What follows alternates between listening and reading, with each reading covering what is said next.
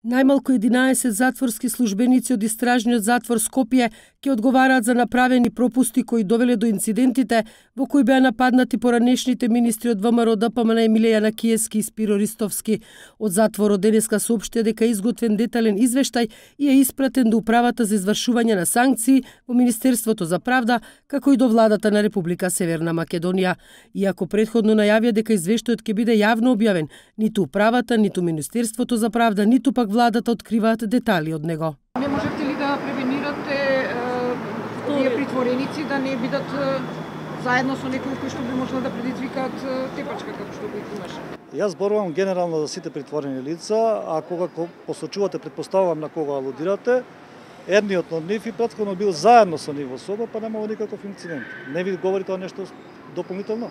Неофицијалните информации говорат дека во извештајот е забележено дека биле констатирани пропусти во правилата за изведување на притворениците надвор од собите, а кај напаѓачите на Јанакиевски Ристовски биле пронајдени и мобилни телефони и други предмети кои можат да се употребат како оружје за напад.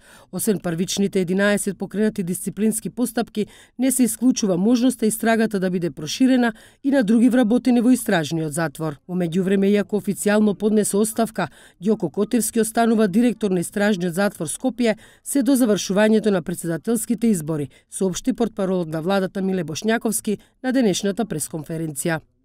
Кога имаме избори не може да се носат одлуки од овој тип. Тоа значи дека да, он ќе остане до завршување на изборите, ќе биде директор на установата. На 21 февруари за време на редовна прошетка на притвореници, најпрвен дошло до вербален инцидент пошто дошло до физичка пресметка во кој учествувале двајца осуденици од случајот Диво Населје и поранешните министри Јанакиевски и Ристовски. И двајцата се осомничени дека се организатори на упадот во собранието на 27 април 2017 година. Поради ова еден ден пред инцидентот, нив им беше одреден притвор од 30 дена. После тоа Јанакиевски беше пуштен во домашен притвор, а Ристовски останува во затворот во Шутка.